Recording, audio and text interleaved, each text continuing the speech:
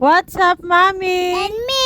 Samahan nyo kami ni Bella sa aming day in my life dito sa probinsya. Nag-crave nga ako ng pandesal kaya bumili kami ni Bella. Meron nga din kape dito kaya saktong-sakto ito sa pandesal. Maghuhulog ka nga dito ng 10 pesos tapos pipindutin mo kung anong flavor nga ang gusto mo. Merong flavor na coffee 3-in-1 at saka cappuccino. Gusto ko nga rito yung coffee 3-in-1. Pagkahulog ko ng barya, pinindot ko na yung coffee 3-in-1. Kusa na ngang lumabas yung baso at nagkakarga na nga ng kape. Si Bella namamangha sa nakikita. Unang beses nga na makakita si Bella ng ganito. Umorder nga si Bella ng pansit habang nagkakape ako. Paubos nga ni Bella yung isang order. Umuwi na kami, dumaan muna kami kay Tita Angel. Pagkadating namin walang tao, sarado yung bahay. Umuwi na kami, dumaan muna kami sa tindahan. Hotdog daw gustong ulamin ni Bella, pananghalian. Yan na rin ang ulamin ko, mga kamami and me. Nakarating na kami dito sa bahay. Pagkadating namin dito sa bahay, niluto ko na kaagad yung hotdog. Kumukulo na yung hotdog. Tinitingnan ko pa lang, ang sarap na kainin. Kumukulo na rin yung sinaing kong kanin. Nilagyan ko na ng mantika bago pa maubos yung tubig ng hotdog. Pagkaluto, kumain na rin kami ni Bella. Nakakatuwa nga si Bella dahil gusto niya mag-pray muna kami bago kumain. Natuwa lang ako kasi siya na yung naglilid ng prayer. Katapos namin kumain, nagwalis-walis muna ako. Ang daming kalat sa sahig. Mga ginupit-gupit ni Bella ng mga papel. Kaya magwalis-walis muna tayo pag may time. Inayos-ayos ko na rin yung mga tsinelas namin ni Bella. Pinapanood nga ako ni Bella na magwalis.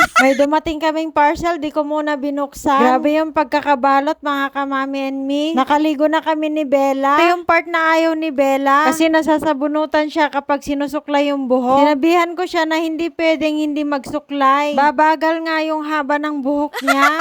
Feel na feel pa man din niya yung mahaba ang buhok. Pinagpag ko yung sopa namin, tinanggal ko yung seat cover. Pagkapagpag ko, binalik ko na rin yung seat cover. Siniksik ko ng mabuti sa gilid para kapag tumayo, hindi sasama yung cover. Nakakatuwa ngang tignan dahil maayos na naman yung sofa. Masaya na naman si Bella. Ilang oras lang, wala na naman to sa ayos.